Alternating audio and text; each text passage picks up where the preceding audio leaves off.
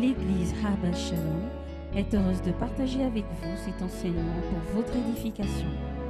Nous vous souhaitons une bonne écoute.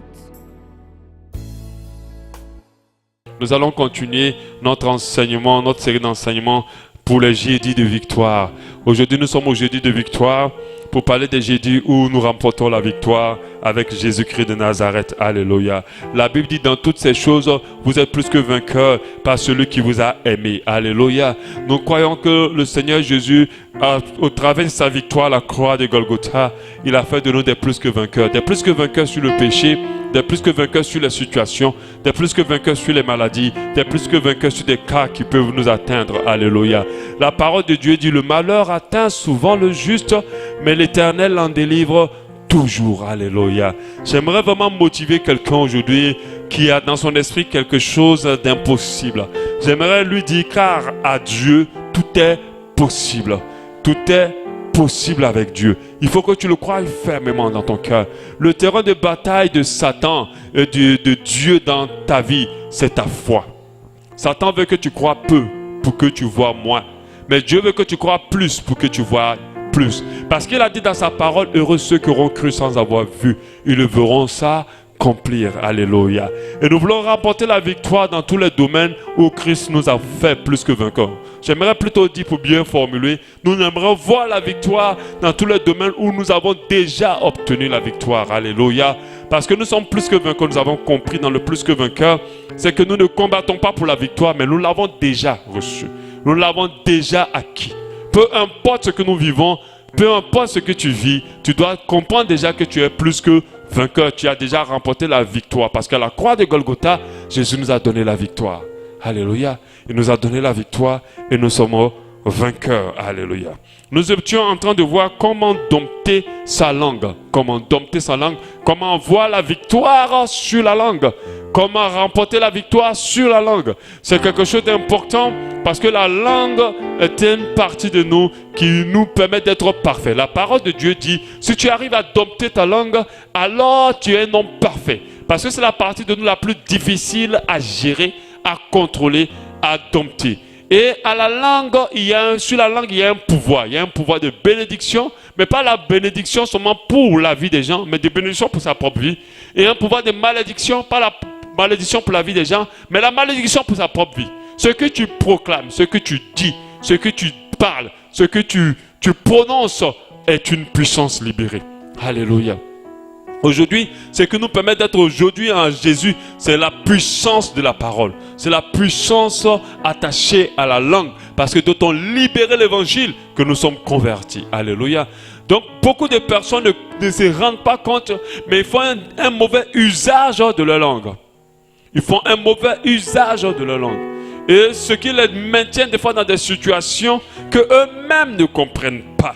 La parole de Dieu nous dit en Jacques 3:2. Nous bronchons tous de plusieurs manières. Si quelqu'un ne bronche point en parole, c'est un homme parfait, capable de tenir tout son corps en bride. Très important pour nous de comprendre qu'on ne peut plus parler n'importe comment. Qu'on soit en colère, qu'on soit découragé, qu'on soit désespéré, qu'on soit angoissé, nous ne devons plus parler n'importe comment. Alléluia. Parce que de la manière dont nous parlons, nous libérons des puissances et sur nos vies, et des fois sur la vie des gens qui sont nos proches, sur les situations aussi. Alléluia. Lorsqu'un enfant de Dieu comprend cela, il y a des situations qui s'inclinent devant ses pieds et sa vie s'améliore davantage. Et la faveur de Dieu l'accompagne. La langue peut briser la faveur de Dieu sur la vie de quelqu'un. Alléluia. On a vu comment Myriam et je crois que c'est Aaron, on parlait pas bien de Moïse. Et ils ont été maudits. Faisons très très attention. Il est très important pour toute personne qui veut être parfait pour Dieu, qui veut marcher selon la volonté de Dieu, de pouvoir tenir sa langue en bride. À la langue est attaché beaucoup de péchés. Et j'en ai parlé le dimanche, le jeudi d'après. Le jeudi passé, j'ai parlé du mensonge, le fait de ne pas dire la vérité. Et je nous faisais comprendre que le mensonge, quand on monte, on descend, peu importe la formule dans laquelle on l'utilise, ne vient pas de Dieu, ne viendra jamais de Dieu. l'Esprit de Dieu ne nous inspirera jamais à mentir. Et le mensonge n'accomplit pas la volonté de Dieu. Même dans les pires situations, ne pense pas que tu es en train d'accomplir la volonté de Dieu quand tu mens. Même quand tu mens pour aider quelqu'un, même quand tu mens pour sauver la vie de quelqu'un, ce n'est pas la volonté de Dieu que tu accomplis. Parce que la vérité, même si elle peut attirer des problèmes sur ta vie, vient de Dieu. Et le fait qu'elle vienne de Dieu, elle va forcément accomplir la volonté de Dieu dans ta vie. Si parce que tu as dit la vérité, on t'a ôté la vie, alors sache que tu seras sauvé. Si parce que tu as dit la vérité, on t'a renvoyé, sache que Dieu te donnera un travail meilleur. Si tu as dit la vérité parce qu'on t'a quitté, sache que Dieu te donnera une femme meilleure ou un mari meilleur. Alléluia. Des fois, le diable te fait croire que le mensonge va t'aider à préserver quelque chose. En fait, le mensonge t'aide à détruire à petit feu tout ce que Dieu t'a donné et éloigne Dieu de toi. On a parlé de la vantardise en parlant des péchés de la langue et du fanfaronnage, le fait qu'on parle assez de nous, se glorifier, se lancer des fleurs. On a parlé de l'indiscrétion, le fait de dire des choses qu'il ne faut pas dire, il faut garder secret. Et l'indiscrétion détruit les projets. Si tu as quelque chose que tu es en train de réaliser dans le secret, ou quelque chose au sujet de quelqu'un, apprends à le garder. Dès que tu l'exposes, ça peut être affaibli. On a parlé de la séduction. Le fait de parler dans le but d'amener l'autre à faire ta volonté, non pas la volonté de Dieu. On appelle ça de la séduction dans ton intérêt. Le fait de tromper, c'est la duplicité, les paroles déshonnêtes. Le fait de paraître au travers de tes paroles pendant que tu n'es pas réellement ce que tu dis. Et ça, c'est être dans la duplicité. On a parlé aussi des disputes et des querelles. Ça, c'est un des péchés de la langue qui est beaucoup attaché aux enfants de Dieu. Quand ils sont fâchés, ils parlent n'importe comment, ils se prennent la tête avec les gens et ils pensent qu'ils sont en train de faire la volonté de Dieu. Non. Un enfant de Dieu ne se querelle pas. Un enfant de Dieu ne se dispute pas. Même si la personne s'enflamme, un enfant de Dieu doit rester calme. Parce que la parole de Dieu nous dit que notre douceur soit connue de tous, reconnue de tous. Alléluia. Les murmures et les plaintes. Les murmures et les plaintes, les murmures, ce sont des plaintes en sourdine. Mais les plaintes, même Dieu n'est pas dedans. Si quelque chose t'agace, apprends à le soumettre à Dieu. Mais ne te plains pas des gens, ne te plains pas des situations, ne te plains pas des choses que tu vis, ne te plains pas des gens. À chaque fois que tu te plains, tu es en train de faire un exercice qui n'est pas bon pour toi. Un exercice spirituel qui n'est pas bon, une pratique spirituelle qui n'est pas bonne pour toi. Les moqueries et le sarcasme, il ne faut pas se moquer des gens. Aujourd'hui, les enfants de Dieu peuvent, pour quelqu'un qui n'a rien fait, ils vont regarder, oh regarde là, regarde-le comment il est habillé, ils vont rigoler dans leur voiture, dans leur truc, bon, en se disant que bon, ils passent comme ça, mais Dieu retient ça comme un péché. On ne se moque pas des gens, c'est les créatures de Dieu. Alléluia. Les calomnies, le fait de parler, de rapporter, de critiquer, de raconter au sujet des autres, pas dans une bonne intention. Les paroles vaines, toute parole qui n'édifie pas. C'est la définition que l'Esprit de Dieu m'a donnée. Le fait que tu parles, vous parlez, mais ce n'est pas pour vous édifier. C'est juste pour parler. C'est juste pour dénigrer. C'est juste pour parler dans de mauvais sens. Et un autre péché de la langue, ce sont les paroles de trop. Le fait de parler pendant que tu dois te taire. Alléluia. Le fait de parler pendant que tu dois te taire, c'est un péché de la langue. Aujourd'hui, nous allons, pour terminer cette série d'enseignements, voir comment dompter maintenant la langue. Comment dompter la langue. Avant de parler des différentes manières de dompter la langue, nous devons comprendre en quoi consiste le fait de dompter la langue. C'est-à-dire quand on dit ta langue a été domptée, ça veut dire ta langue est arrivée à quel stade en réalité? C'est à quel niveau c'est arrivé? Et Dieu me parle de 2 points qui sont dans Ecclésiaste 3, 7. Ecclésiaste 3, 7 nous dit, il y a un temps pour se taire et un temps pour parler. Il y a un temps pour se taire et un temps pour parler. Donc c'est-à-dire que selon Dieu, il y a un moment où tu dois te taire et il y a un moment où tu dois parler. Et l'Esprit de Dieu me dit, quand on n'est pas dans ces 2 moments, alors notre langue n'est pas domptée. Il me dit dans ce verset, il y a 2 choses que nous devons faire pour pouvoir dompter notre langue. D'abord, la première chose, se taire quand il ne faut pas parler. Se taire quand il ne faut pas parler. Et ça, c'est la chose qui est très difficile pour les enfants de Dieu, pour les personnes qui ont la langue. Se taire quand il ne faut pas parler. Donc ça, c'est la chose, c'est le moyen de dompter sa langue le plus évident. Ne pas parler n'importe comment. Apprendre à se taire quand il ne faut pas parler. Ne pas dévoiler les choses cachées, c'est-à-dire se taire quand il ne faut pas parler. Ne pas calomnier, c'est-à-dire que vous êtes là, vous voyez quelqu'un, vous avez envie de parler, mais vous devez vous taire parce que Dieu ne veut pas que vous parlez de cette personne. Il faut vous taire. Tu as envie de te vanter, quelqu'un est en train de dire, bon, je vais voyager, et toi aussi tu as envie de dire que oui, mais moi j'ai déjà voyagé. Mais Dieu dit, tais-toi, tu n'as pas besoin de dire aussi que tu dois voyager, tu n'as pas besoin de faire ta promotion, tais-toi. Lui qui continue sa promotion, mais toi ne parle pas. Se taire quand il ne faut pas parler. Quand quelqu'un commence à t'insulter, ça ne va pas chez toi, tu es qui toi? Et tu as envie de l'insulter aussi. Et puis Dieu dit, tais-toi parce qu'il ne faut pas parler. Alléluia. C'est dur, hein? Amen. C'est dur. Quand il a commencé déjà à t'insulter, il a commencé déjà à t'insulter. Et puis Dieu te dit, tais-toi parce que tu ne dois pas parler. Alléluia. Quand la personne a commencé à t'injurier, tais-toi. Surtout quand tu conduis la voiture et puis quelqu'un te fait la queue de poisson, puis tu es imbécile là. Il est en train de partir. Pourquoi tu vas l'insulter? Ça va rien. Conserve ta salive. Se taire quand il ne faut pas parler. Quand les querelles commencent à monter, quand une personne commence à t'agresser avec les mots, elle commence à te pousser à bout, Dieu a dit tais-toi. Parce que lorsque tu parles, pendant que Dieu te demande de te taire, alors tu es en train de pécher. Tu dois laisser la personne parler ou quitter devant elle, mais ne parle pas. Parce que les querelles sont les œuvres de la chair. Lorsque tu commences à te prendre la tête avec quelqu'un, tu es dans la chair. Et là, tu es en train de pécher. Se taire quand il ne faut pas parler. Quand quelqu'un t'a dit quelque chose, elle t'a blessé. Et toi, en retour, tu veux la blesser aussi avec tes mots. Tais-toi. Ne parle pas.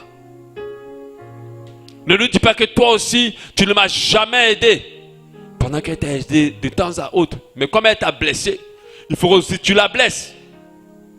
Se taire quand il ne faut pas parler.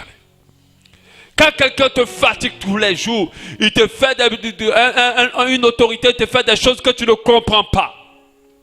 Et ça te dépasse. Mais tu ne peux pas le dire. Et tu murmures. Te taire quand il ne faut pas parler. Donc du coup, au lieu de dire ce type-là, il me fatigue trop, ne dis rien. Prie.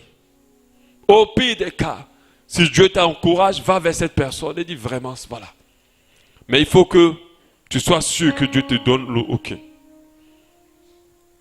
Se taire quand il ne veut pas parler, trop parler. Des fois, on est avec des gens, on parle. Des fois, Dieu va te dire, tais-toi, écoute seulement ce qu'ils ont à dire, ne réponds pas. Alléluia. Dompter sa langue, c'est d'abord se taire quand il ne faut pas parler. La Bible, parole de Dieu dit en Proverbe 10, 19, celui qui parle beaucoup ne manque point de péché. Donc des fois, il faut apprendre à écouter et ne pas parler. Alléluia. Amen. Donc dompter sa langue, c'est se taire quand il ne faut pas parler. Mais ce n'est pas que ça. Alléluia. Ce n'est pas que ça. C'est parler quand il ne faut pas se taire aussi. Alléluia. Parce qu'il y a d'autres qui sont déjà contents. Moi, en tout cas, je ne parle pas beaucoup, donc ça va. Dieu t'a fait la grâce, je n'ai pas parlé beaucoup, mais ce n'est pas que ça, dompter sa langue. Dompter sa langue aussi, c'est de parler quand il ne faut pas te taire. Quelqu'un va dire, ah, c'est ça, parce que toi aussi. De toute façon, il m'a insulté la dernière fois, là, il faut que j'aille lui parler. Je ne parle pas de ça. Je ne parle pas de ça. Il faut que je lui dise la vérité, je ne veux pas être hypocrite. Je ne parle pas de ça. Alléluia. Ne prends pas le prétexte de dire, je ne veux pas être hypocrite pour balancer tout ce qui est dans ton cœur à quelqu'un.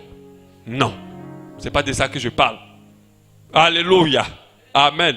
Il y a des moments où Dieu veut que tu parles. Alléluia. Donc le second type de dompter la langue n'est pas forcément évident. Parce que les gens connaissent plutôt le premier type. Ah, je parle beaucoup, il faut que Seigneur aide-moi à moins parler. Oui, mais Dieu veut aussi t'aider à parler quand il faut parler. Mais à quel moment Dieu veut que tu parles? Dieu veut que tu parles pour l'évangélisation, pour l'édification, pour la répréhension spirituelle et sage. Tu marches avec quelqu'un tous les jours. Et la personne fait des choses qui ne sont pas bien. Mais tu ne lui as jamais parlé de Jésus. Tu marches avec quelqu'un. Elle vit dans les bêtises. Mais tu ne lui as jamais dit ça, c'est pas bon. Alléluia. Tu lui as dit, jamais dit ça, c'est pas bon. Dieu n'aime pas ça. Arrête ça. Tu ne l'as jamais parlé. Dompter sa langue aussi, c'est de parler. Quand il ne faut pas se taire. Alléluia. La parole de Dieu dit en 2 Timothée 4, 2. Prêche la parole, insiste en toute occasion, favorable ou non.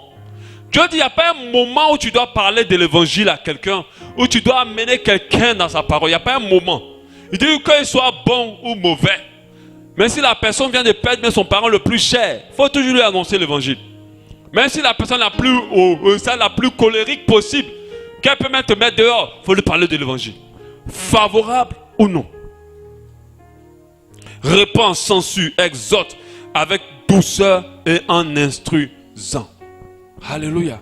Donc quand tu ne parles pas, pendant que Dieu veut que tu parles, ta langue n'est pas domptée. En fait, la réalité de dompter sa langue, c'est d'en faire l'usage que Dieu veut que tu en fasses. C'est tout. Que tu l'utilises quand il veut que tu l'utilises et que tu ne l'utilises pas quand il ne veut pas que tu l'utilises. Alléluia. Donc il faut parler quand Dieu veut que tu parles. Tu prends des fois des taxis et Dieu te dit parle au voisin à côté de toi. Parle-lui de mon fils. Tu te tais. Tu dis ah moi aussi j'aime beaucoup parler. Seigneur aide-moi à ne pas. Non, tu dois parler. Quand tu ne parles pas, ta langue n'est pas domptée. C'est-à-dire qu'elle n'est pas obéissante à la parole de Dieu. La parole de Dieu nous dit en Ézéchiel 33, 7. Et toi, fils de l'homme, je t'ai établi comme sentinelle sur la maison d'Israël. Il y a certaines personnes qui sont des sentinelles dans leur famille. Il y a certaines personnes qui sont des sentinelles dans leur entreprise. Il y a certaines personnes qui sont des sentinelles dans leur quartier. C'est des personnes sur qui Dieu compte pour aider les gens, pour veiller sur les gens, pour les aider à venir le connaître. Alléluia. Tu dois écouter la parole qui sort de ma bouche et les avertir de ma part. Quand je dis aux méchants, méchant tu mourras. Si tu ne parles pas pour détourner le méchant de sa voie, ce méchant mourra dans son iniquité et je te remanderai son sang. Dieu dit que si tu ne parles pas à quelqu'un qui vit mal, pour lui dire que ce que tu es en train de faire, ce n'est pas bien, accepte Jésus et abandonne ça. Il dit si la personne meurt, il va te demander le sang de cette personne. Il dit aussi, mais si tu avertis le méchant pour le détourner de sa voie, qu'il ne s'en détourne pas, il mourra dans son iniquité et toi tu sauveras ton âme. Alléluia.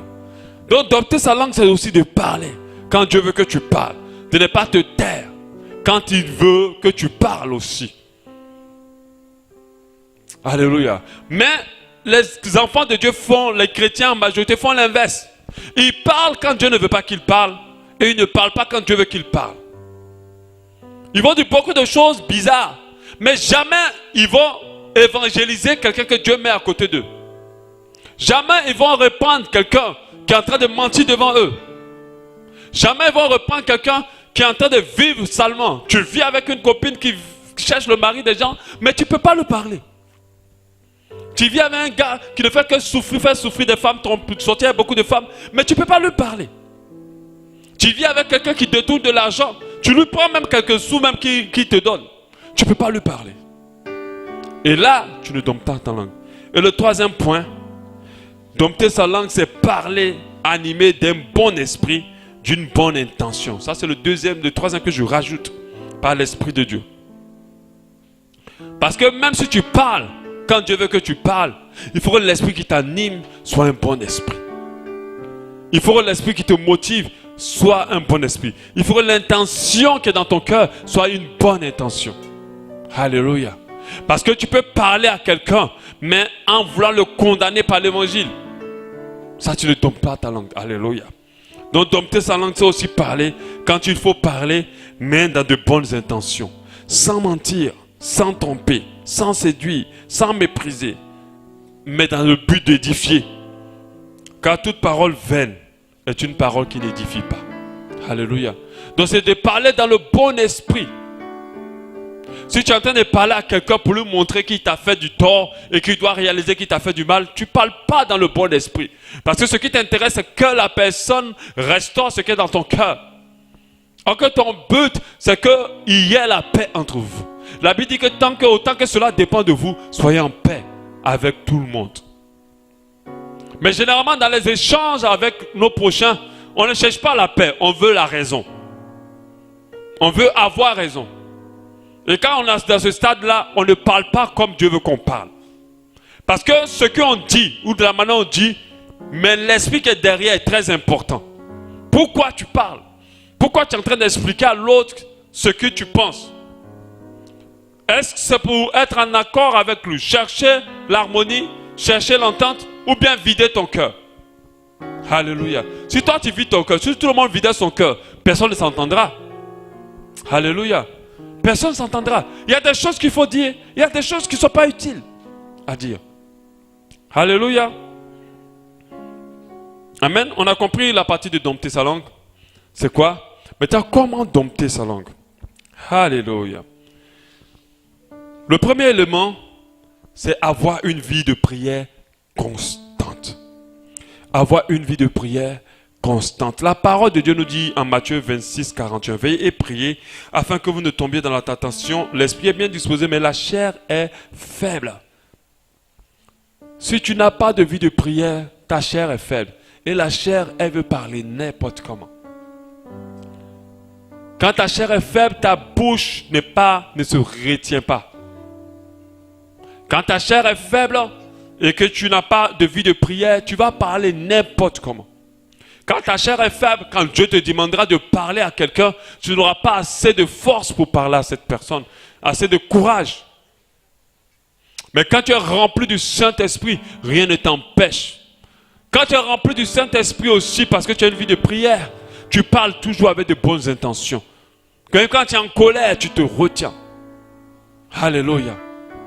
Donc, il faut avoir une vie de prière constante. Ça, c'est important. Moi, je crois en cette parole-là qui dit qu'il n'est pas possible à nous de réussir quoi que ce soit sans Dieu. La Bible dit, car avec Dieu, vous ferez des exploits. Seulement avec Dieu, nous sommes capables. Alléluia. Donc, si ta chair est faible, si tu ne pries pas, si tu ne passes pas du temps dans la présence de Dieu, ne te donne pas de te retrouver à parler quand il ne faut pas, ou à ne pas parler quand il faut, ou à te retrouver à parler avec un mauvais esprit. Alléluia. À avoir du mal à dompter ta bouche. Parce que quand la Bible parle des œuvres de la chair, quand elle ajoute les querelles et les disputes, on comprend que le fait de ne pas dompter sa langue peut nous amener dans les œuvres de la chair. Il peut t'arriver, si tu n'as pas de vie de prière, que quelqu'un te provoque et tu t'enflammes et tu parles n'importe comment. Parce que tu n'as pas de vie de prière. Mais si tu as une vie de prière, quand elle te provoquera, tu resteras calme. Et tu seras étonné d'une manière surnaturelle. Comment Dieu va te calmer. Alléluia. Une autre chose aussi, prier pour sa bouche. Moi je le fais. Pas tout le temps, mais je le fais quand même. Je dis, Seigneur, aide-moi. Saint-Esprit, assiste-moi dans mes paroles. Aide-moi à parler comme tu veux que je parle. Et à parler quand tu veux que je parle. Il faut prier pour sa bouche. Parce qu'aujourd'hui, quand vous lisez la Bible, cette affaire de bouche n'est pas un problème des chrétiens, seulement dans l'assemblée. C'est un problème de tout le monde. Tu peux t'arrêter même avec des grandes personnalités du pays. Tu veux aller seulement parler 2 minutes, il va te donner tous les secrets du pays. Tu peux t'asseoir à côté d'un pasteur, tu dis, bon, lui, il doit être peut-être plus solide. Mais en 2 minutes, il va te donner tous les secrets du pays. Tous les secrets sur les âmes. Tous les secrets. Ça sort vite, quoi. Les femmes même, on n'en parle pas. Tout le caleçon de leur mari, elles vont tout te donner. Sans s'arrêter. Et ça, c'est parce qu'elles ne prient pas pour leur bouche. C'est parce que vous ne priez pas pour votre bouche. Une femme, ça doit couvrir la nudité de son mari. C'est vrai, il te fatigue, mais dis des choses, mais ne dis pas tout. Dis les grandes lignes. Mais ne va pas jusqu'à dans les secrets les plus profonds. Pareil. Ici au Gabon, on n'a pas besoin d'appuyer quelqu'un longtemps. À peine tu le touches seulement un peu la peau, il te dit tout. Pourquoi? Parce que les gens ne prient pas. Et chrétiens et non chrétiens, c'est pareil. Les gens peuvent rester là comme ça en train de critiquer 3 heures de temps. Mais mets au milieu d'un verset puis dis débattez sur le verset. Ils vont seulement parler 3 minutes et ils n'ont plus rien à dire. Parce que les gens ne prient pas pour leur bouche. La bouche, elle a toujours envie de parler. Faites très attention. Alléluia. La Bible dit en Ephésiens 6, 18, faites en tout temps par l'esprit toutes sortes de prières et de supplications. Moi, je comprends dans toutes sortes de prières la possibilité de prier aussi pour ma bouche. La possibilité de prier aussi pour ma bouche. Je dis, Saint-Esprit, sois le gardien de ma bouche. Aide-moi à parler quand je dois parler, à me taire quand je dois me taire. À chaque fois que je rentre dans la présence de Dieu, il va me dire, tu as dit ça aujourd'hui. Tu as parlé trop la dernière fois. Des fois, mais je n'ai pas dit quelque chose de mauvais. Hein. Il va dire, aujourd'hui, là, tu as trop parlé. Seigneur, pardonne-moi, parce que j'ai trop parlé. Ok, je n'ai même pas critiqué, je n'ai pas parlé mal. Mais dis, tu as trop parlé quand même. Parce qu'il y a des gens, quand ils ouvrent la bouche, il n'y a pas de moment où ça va. On connaît quand ça commence, mais on ne sait pas quand ça va finir. Alléluia. Il faut apprendre à se calmer. La Bible dit que la bouche qui parle beaucoup ne manque point de péché. Alléluia.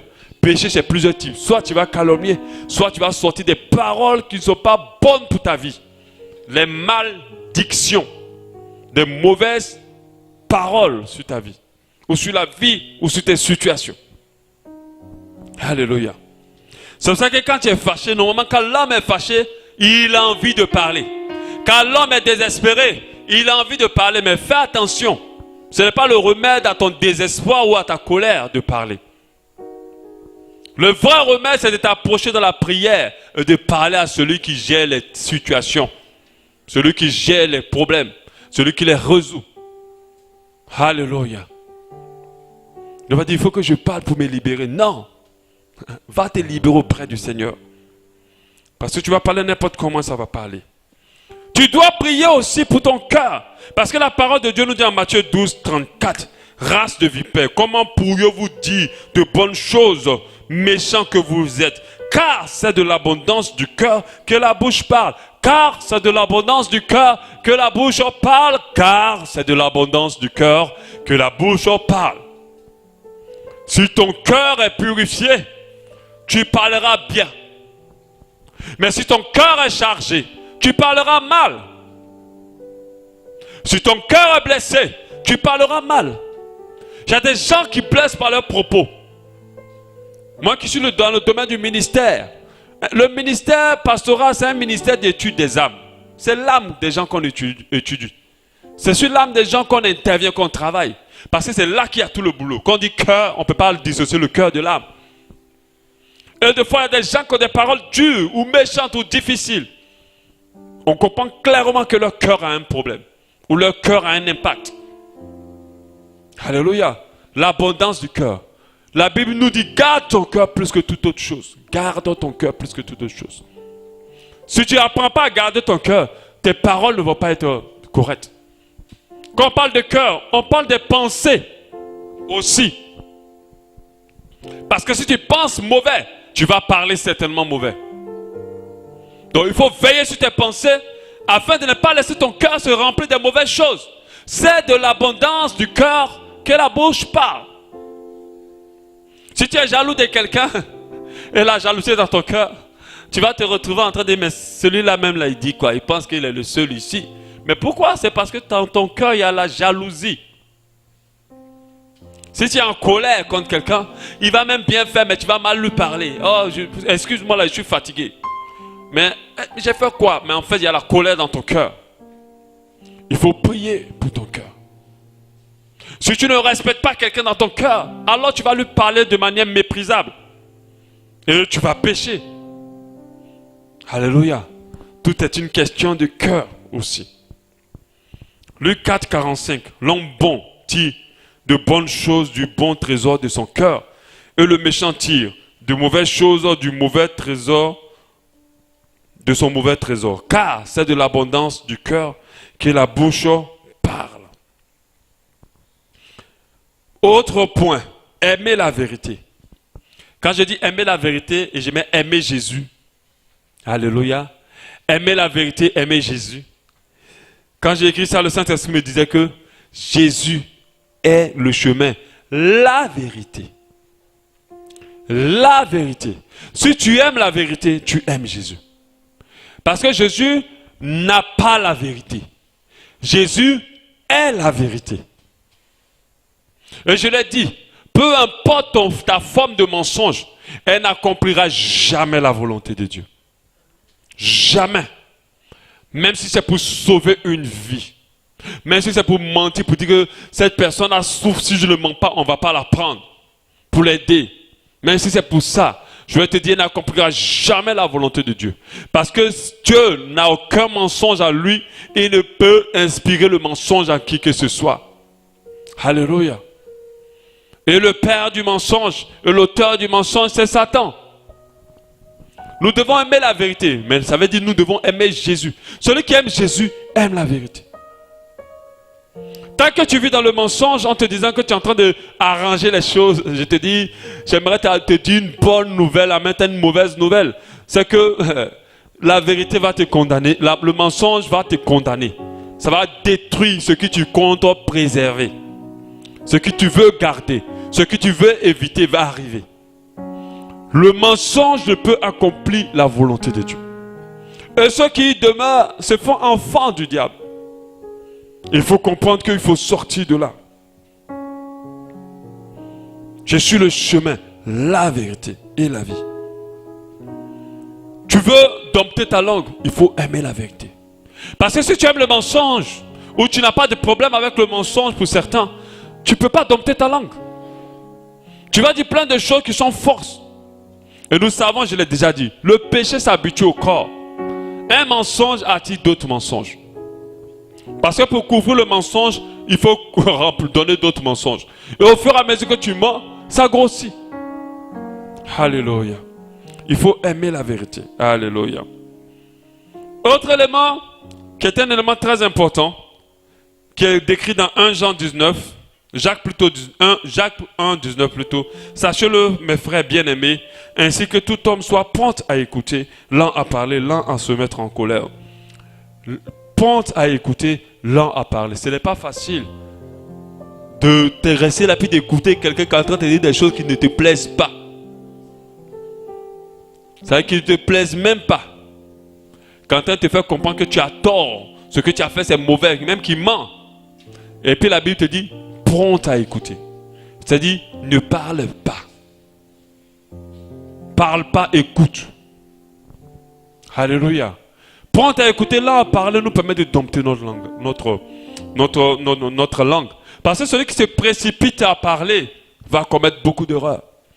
Celui qui se précipite à parler va beaucoup pécher. Celui qui se précipite à parler va détruire, va blesser. Alléluia. Donc il faut que nous soyons prompts à écouter. La sagesse est dans le fait d'être prompt à écouter. Alléluia. Quand on commence surtout au niveau des reproches.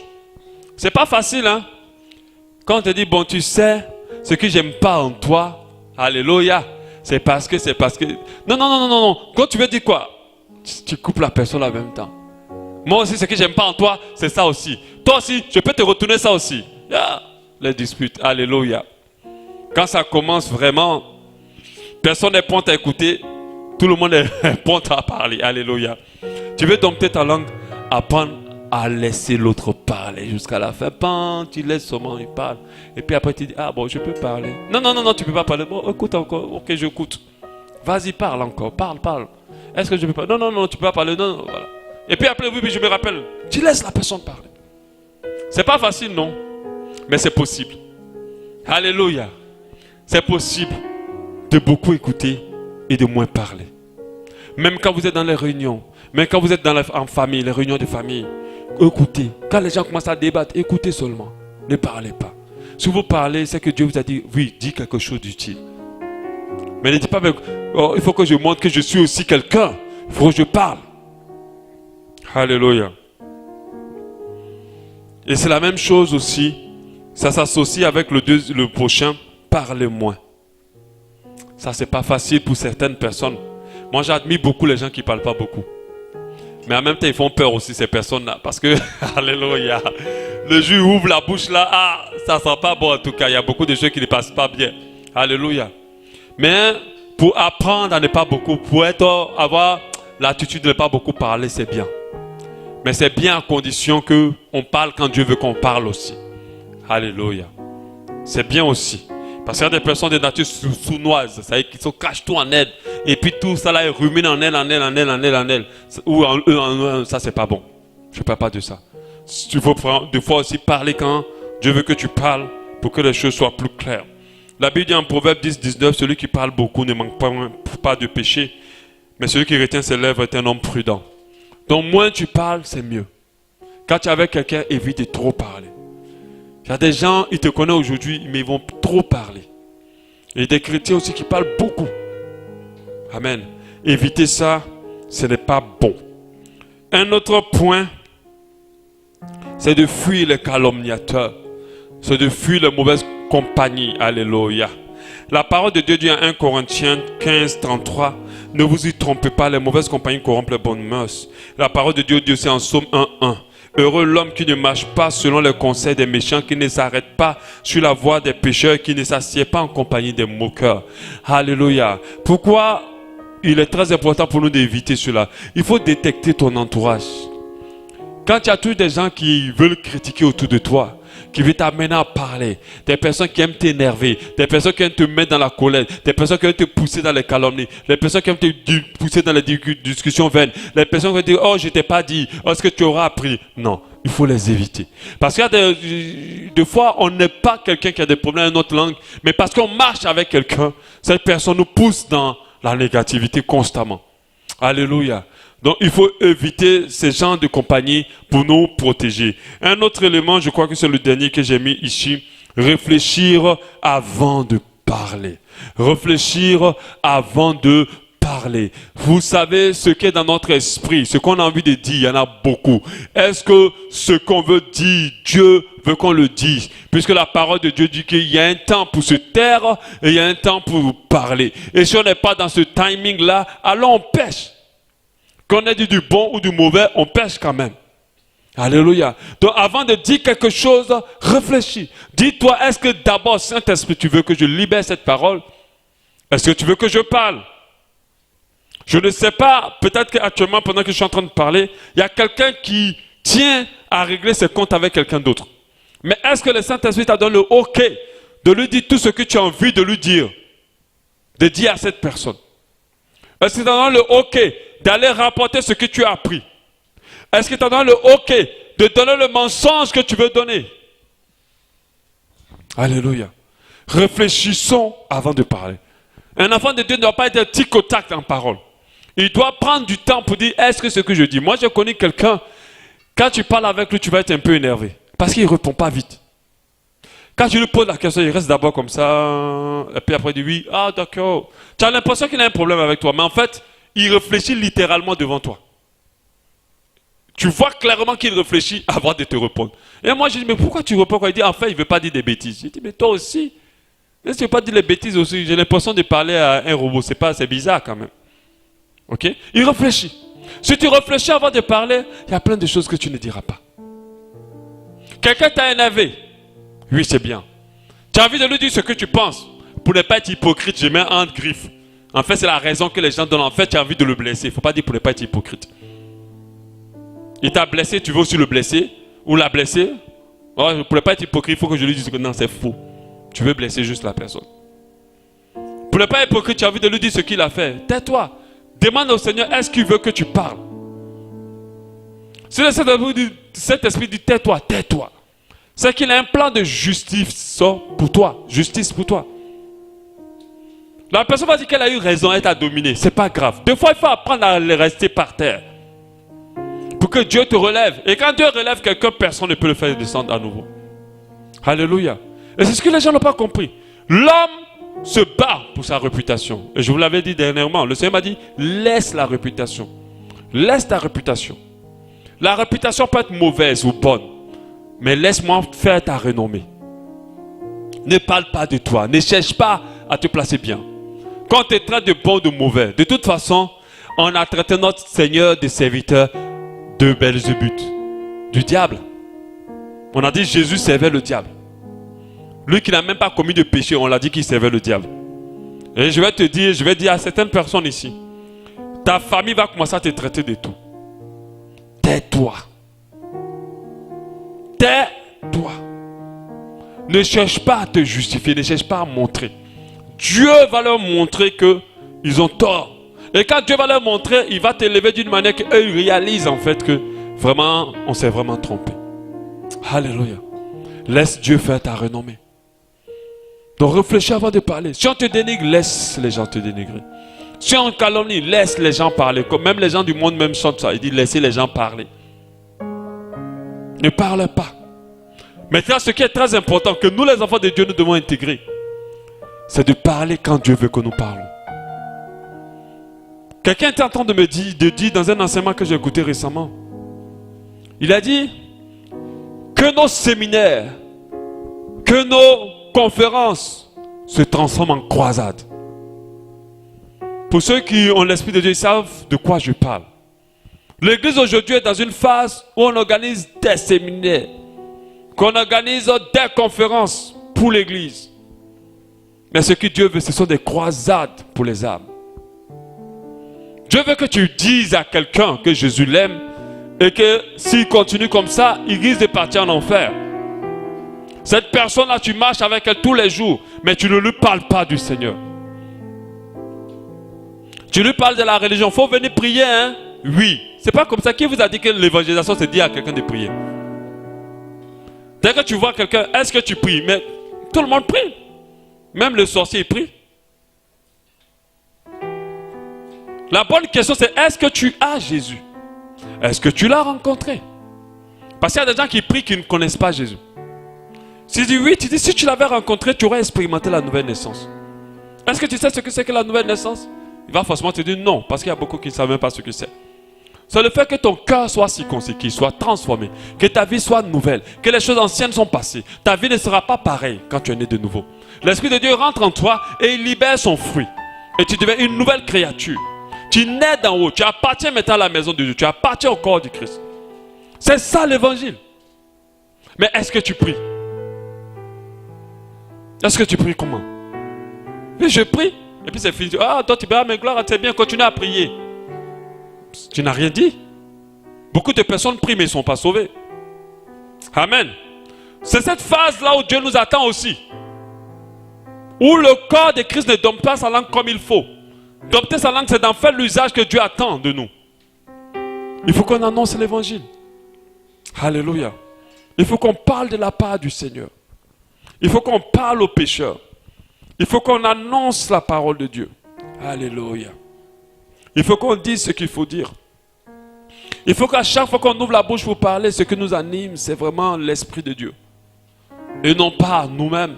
Et non pas notre chair. Non pas le diable. Alléluia. Avant de parler, réfléchis. Alléluia. Au départ, on a dit qu'il faut prier pour sa langue. On a demandé aussi de prier pour son cœur. On a demandé d'avoir une vie de prière constante pour tenir sa langue en bride. On va prier ce soir pour notre langue. Alléluia. Mais bien avant, j'aimerais qu'on demande pardon au Seigneur.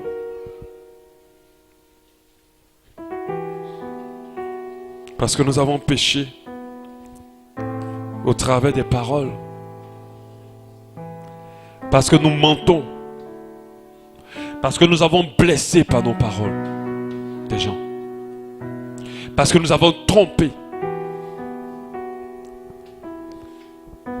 Mais demander pardon à Dieu, ce n'est pas ce qui est suffisant. Dieu veut que tu viennes vers la repentance. La repentance, c'est d'abandonner ton péché. L'église Abba Shalom remercie le Seigneur pour cet enseignement qui perfectionnera votre foi. Pour plus de renseignements sur notre assemblée, veuillez nous joindre au plus 241 07 93 10 00 ou faites un tour sur notre site internet www.abbashalom.org ou encore visitez notre page Facebook.